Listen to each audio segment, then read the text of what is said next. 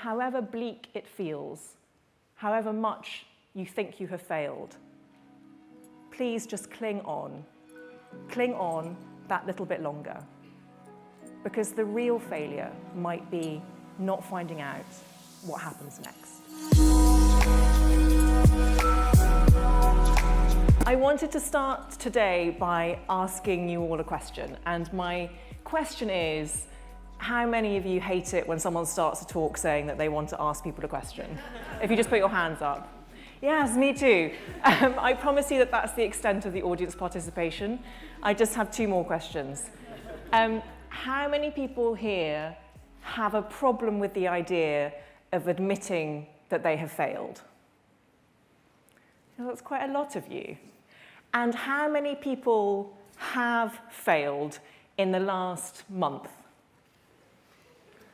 And that's almost everyone. And therein, I think, lies both the problem and the opportunity, because all of us fail in myriad ways almost every single day.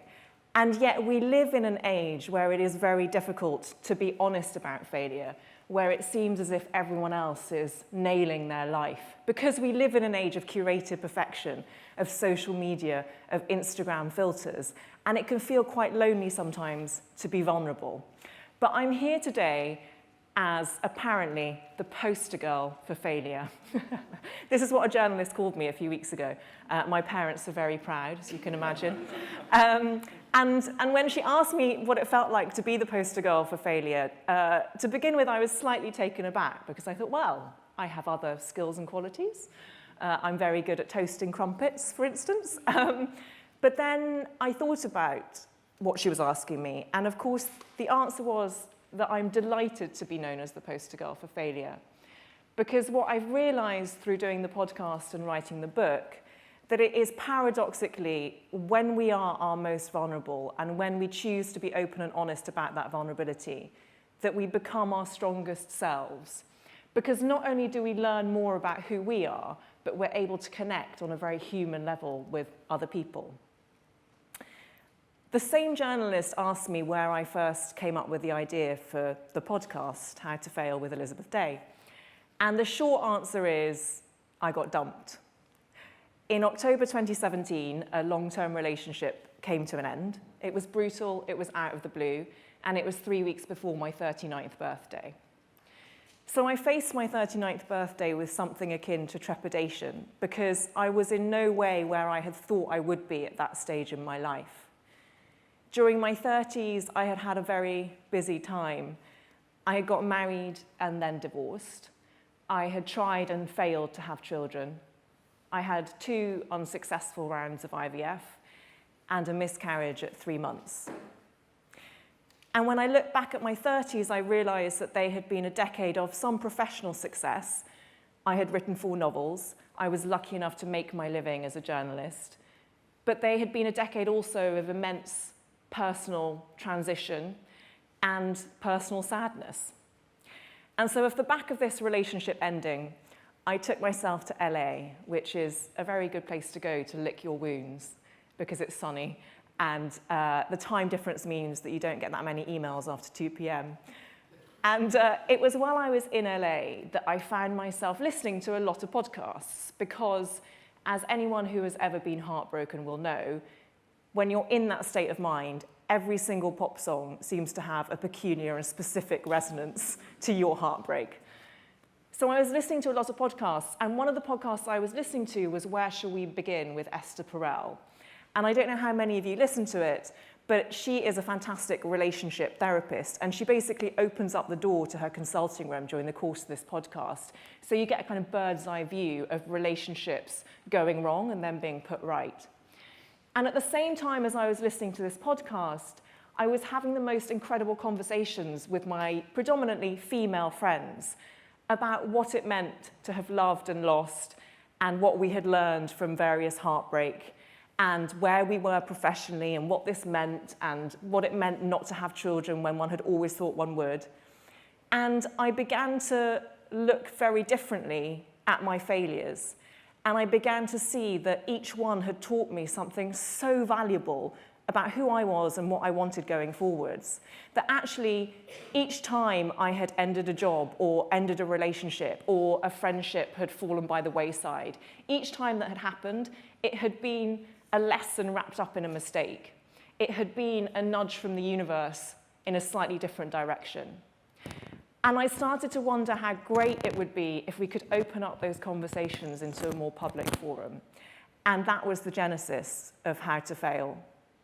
I should actually say How to Fail with Elizabeth Day because I failed to name my own podcast. It turns out there is another How to Fail with an exclamation mark at the end, which was set up by two very litigious American women. So How to Fail with Elizabeth Day launched in July 2018. And for the first 8 guests, I really corralled a lot of friends and contacts and got them to do it as a favor. And I asked each guest before they appeared to come up with 3 failures, so 3 instances in their life where they felt that things hadn't gone according to plan. And they could range from the seemingly superficial, bad dates, failed driving tests, lost tennis matches, to the more profound. And it is a great honor now to listen to those people's stories because the topics we've discussed include living with depression, homelessness, death by suicide, failed family relationships, and it really has been the most beautiful journey of discovery. But those first 8 episodes I put out into the world genuinely thinking that maybe half a dozen people might listen, and 2 of those people would probably be my parents. I sold my wedding dress on eBay to fund the first few episodes. I drew my own logo with felt tip pens, as you can probably tell if you've ever seen it. In fact, every time I look at the logo, I get a sense of real familiarity because the circle, it's a rosette with How to Fail on it, and the circle of the rosette I drew by tracing the outer line of the bottom of my favorite mug. Anyway, How to Fail went out there in July 2018, and within 3 weeks, it was number 3 on the iTunes chart. It was, ironically, the most successful thing I have ever done. And off the back of the success of that first season, I got offered a book deal, and that is How to Fail, everything I've ever learned from things going wrong. And it is part memoir, part manifesto. So I talk about the idea of reclaiming failure, and I also talk about anecdotes from my own life, including trying out the orgasm machine. It didn't work, by the way, and I am a serious journalist. And I've also interwoven things that I've learned through my podcast guests. It's been a really incredible thing, this journey, because it's made me realize how much we were all thirsting to talk about failure and how alone so many people feel in their failures and how ashamed they feel of acknowledging them in public. And it's really been wonderful opening up a space where people can be more honest. I've learnt a lot of things from my guests on the podcast, and I wanted to share with you 5 of them. Let's call them 5 principles of failure.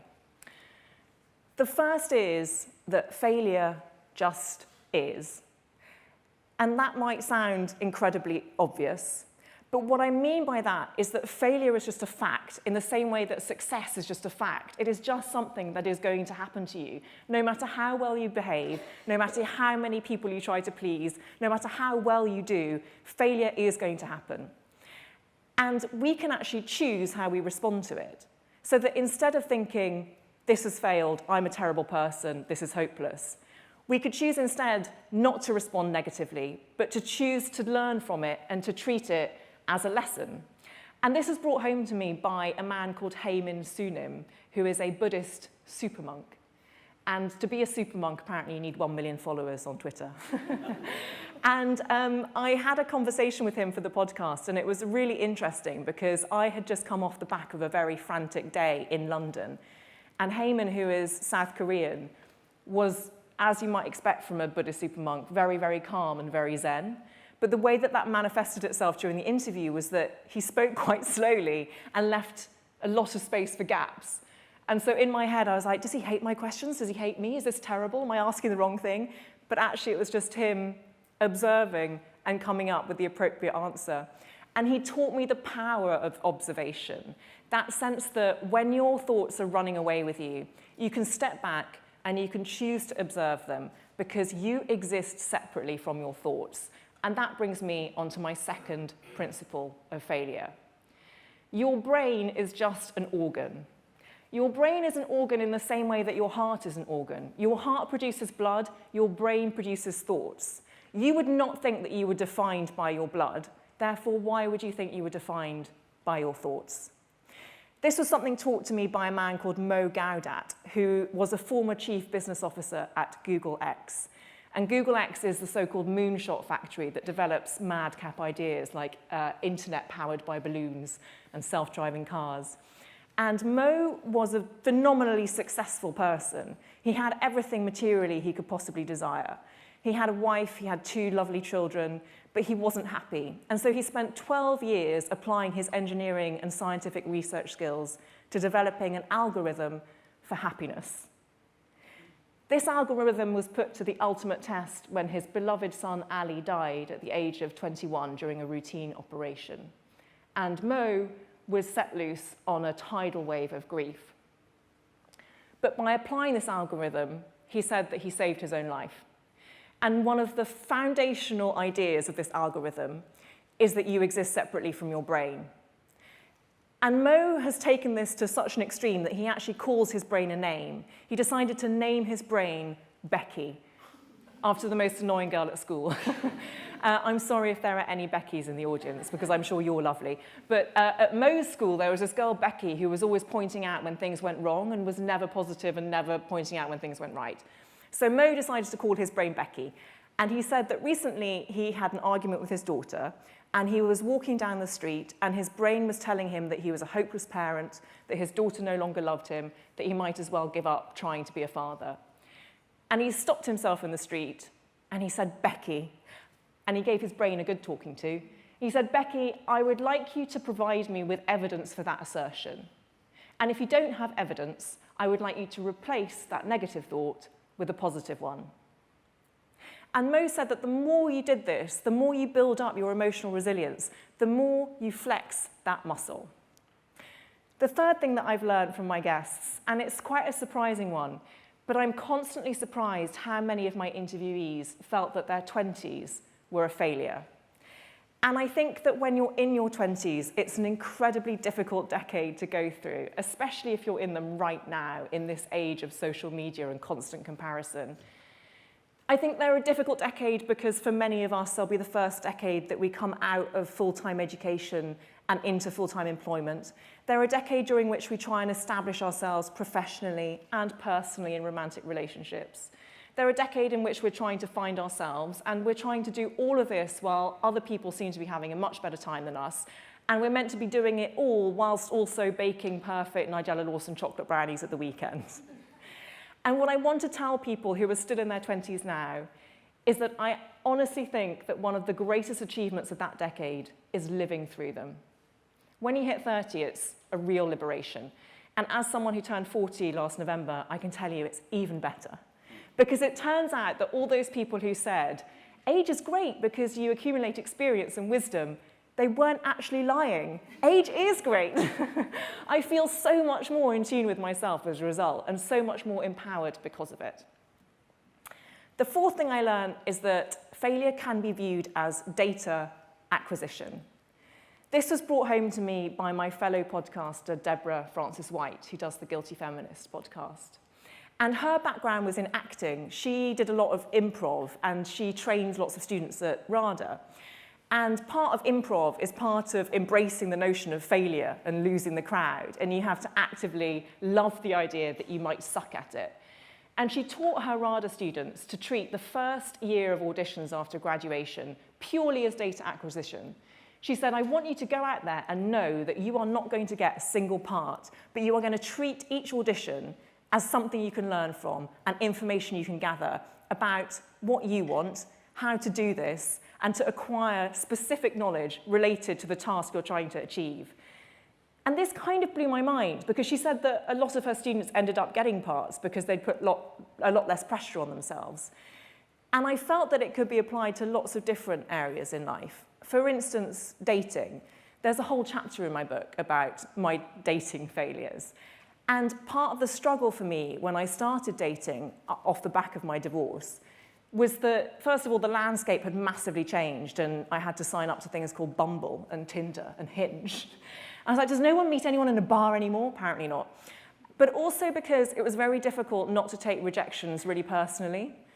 But then I realized, what if each rejection from someone is not actually something that I take and internalize, but it is someone showing that they are not right for me, and it is taking me closer to the person who is right for me, and it is giving me valuable knowledge about who I am and what I want.